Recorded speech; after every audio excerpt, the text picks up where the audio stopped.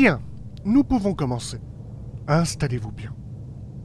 Tout d'abord, je le dis maintenant, mais ne le repréciserai pas à chaque fois, mais sachez qu'une année de ce continent vaut 3 de vos années.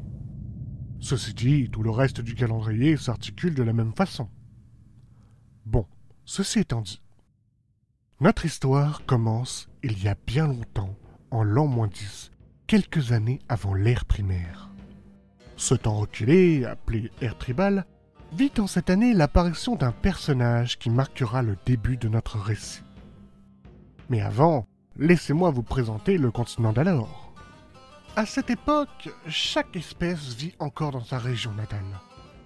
Bien qu'elle compte probablement entre 1000 et 2000 individus chacune, celles-ci sont divisées en de nombreuses tribus d'à peine quelques dizaines d'individus. Les Grignarsiens, mon peuple, sont originaires du Berceau, un plateau humide et herbeux au milieu des montagnes. L'eau y est abondante et l'herbe y est fraîche et verdoyante. Les Krolites, leurs voisins, sont originaires de Kreik, une région du nord coincée entre le Berceau, Berona et Nath. Elle est composée de plateaux rocheux, peu aptes au développement de la flore et balayés par les vents. Oui, avant que vous ne le demandiez, Berona l'Éternel était déjà là à l'époque. La cité de Berona était là avant les premières espèces natives de la lande de Lith, et elle est toujours présente aujourd'hui, malgré la chute de la civilisation. Son peuple est actuellement en composite, mais à l'ère tribale, seul le peuple de l'Immortel y vivait. Mais nous y reviendrons. Un jour. Plus au sud, par-delà le col de Berona, se trouvent les collines dont sont originaires les Antonines. Une région aux nombreuses plantes exotiques qui plus tard participeront à l'élaboration des recettes les plus communes dans la gastronomie populaire, ainsi qu'à l'élaboration de la médecine bien plus tard. Juste à l'ouest de cette région, si proche et si accessible que sur sa frontière on trouvait en ce temps-là des tribus mixtes, vivaient les Pyrolis. Une région qui aura son importance, notez-le, les Hautes-Herbes. Une région chaude où le soleil jaunissait l'herbe la moitié de l'année. Et enfin, les humains, votre peuple, s'étaient implantés dans le continent suite à une migration dans la région de Nath. Vaste région aux bois denses et luxuriants. Probablement les forêts les plus enchanteresses que le continent portait alors. À cette époque, il est trop tôt pour parler de peuple, de culture ou de tradition. Seulement, on observe déjà des différences de comportement et de pratique d'une espèce à l'autre, d'une région à la suivante. Bien sûr, couplé aux différences morphologiques des différentes espèces, ainsi qu'aux différences climatiques entre chaque région natale, cela va contribuer d'autant à l'apparition de l'étonnante richesse de culture, à l'aube de la civilisation, qu'au développement de la discrimination et du rejet spéciste par la suite. Les Grignarsiens étaient grands, très grands à l'époque. Dans votre mesure, cela donnerait en moyenne environ 2,20 m. Leur silhouette était élancée. À vrai dire, habitués à la vie en altitude, il est vraisemblable que leur corps fût adapté à l'escalade avec une ossature légère, de longs membres et de larges poumons. Ils étaient blafards, la peau presque translucide, avec des cheveux d'un blond qui jouait parfois avec le roux, parfois avec l'albâtre. Les yeux d'un bleu cristallin, eux, n'ont pas beaucoup changé, comme vous pouvez le constater. Les Grignarsiens rencontrèrent très tôt les Krolites, cette espèce qui vivait au seuil de la seule sortie viable du Berceau. D'une tribu à l'autre, les relations oscillaient dangereusement entre guerre de clans et cohabitation forcée. En cette région, le climat et le sol sont peu cléments. De plus, de nombreux mouvements humains venus du nord du continent mettent fin à toute hostilité entre les tribus locales.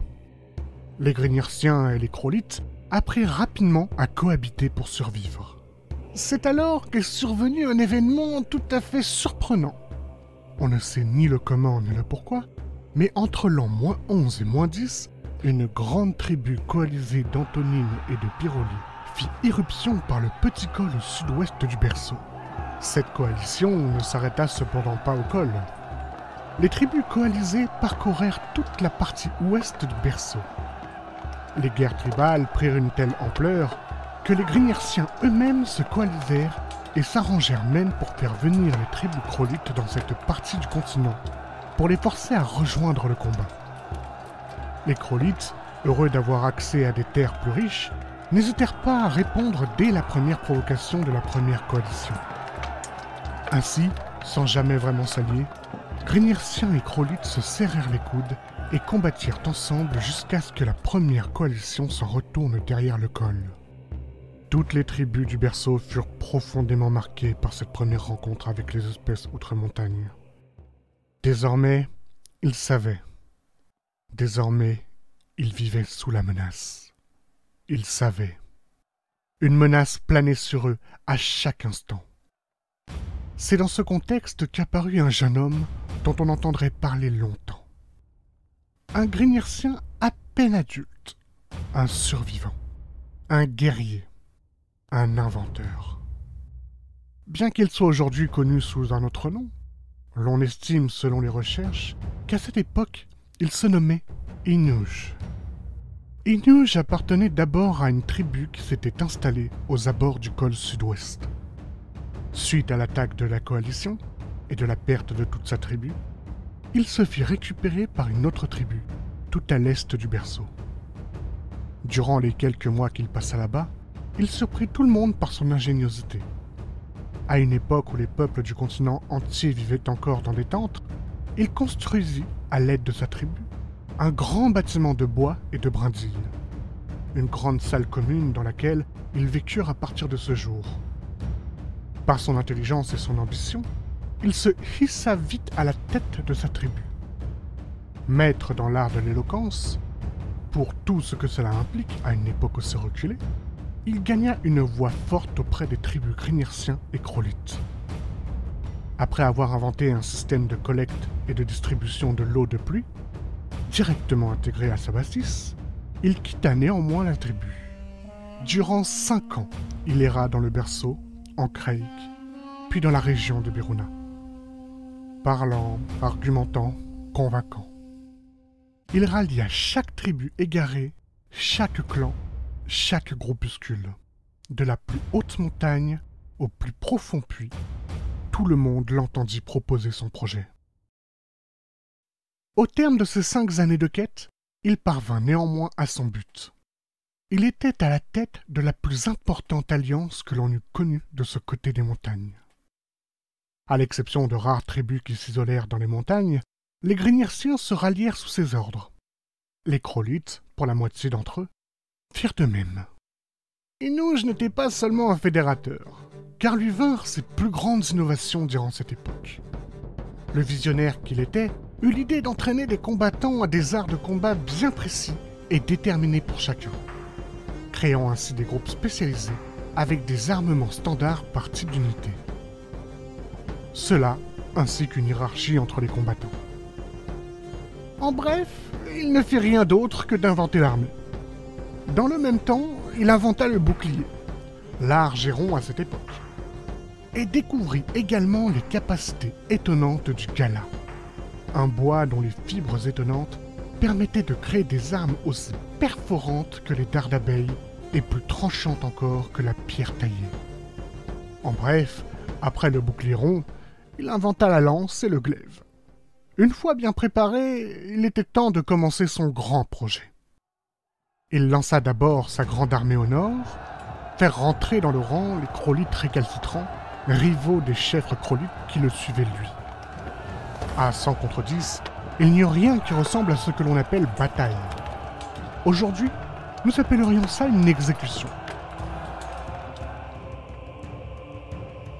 Il ne prit même pas le temps d'implanter des bâtiments dans cette région, qu'il partit directement vers le sud, le long des montagnes, afin de rallier le col des Hautes-Herbes.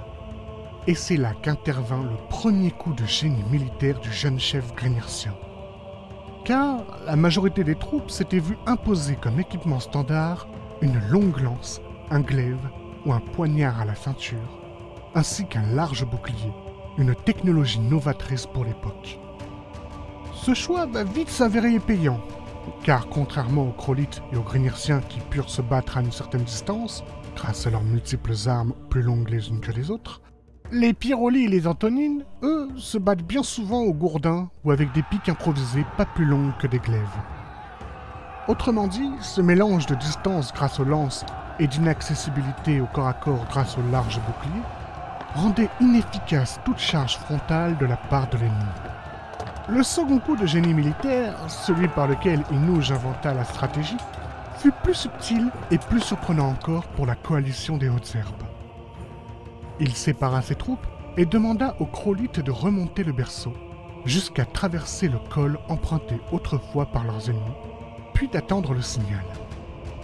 Les Grignirciens avaient reçu des enseignements sur l'emplacement de grands campements centrales des coalisés. Ils remontèrent donc dans les Hautes-Herbes sans rencontrer de résistance. En effet, à l'approche d'une armée si grande et organisée, les quelques tribus qui erraient de ci de là s'empressèrent de se replier sur le campement principal. Les Krollites arrivèrent 3 jours avant les Grignirciens à leur poste, possédant une aptitude naturelle à se déplacer en milieu montagneux. Ils n'eurent aucune difficulté à traverser le col.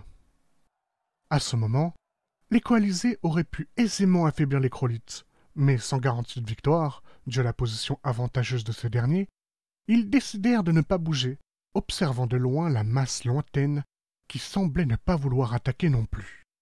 Finalement, au 3e jour, les tambours de guerre grignirciens sonnèrent et résonnèrent dans la plaine. Le signal venait d'être donné. Les Grignirciens et les Krollites transformèrent rapidement leur mouvement de tenaille en mouvement d'encerclement. Face à l'organisation unique de cette troupe lourdement équipée, il n'y eut même pas de combat. Anthony et Pyroli n'hésitèrent pas plus que quelques secondes quand Grignirciens et Krollites approchèrent à portée de lance. Tous déposèrent leurs armes. Enivré par cette victoire facile, Inouj commit ce qui peut-être s'avéra être par le futur la seule erreur de sa campagne. Campagne qu'il nommait d'ailleurs pacification au passage. Sans prendre le temps d'intégrer les nouveaux peuples à son armée, il partit pour Beruna. La cité éternelle était imprenable. De ce que disait l'immortelle, détentrice de Beruna l'éternel, aucun peuple n'eût jamais pénétré de force dans cette cité fortifiée aux murs invincibles.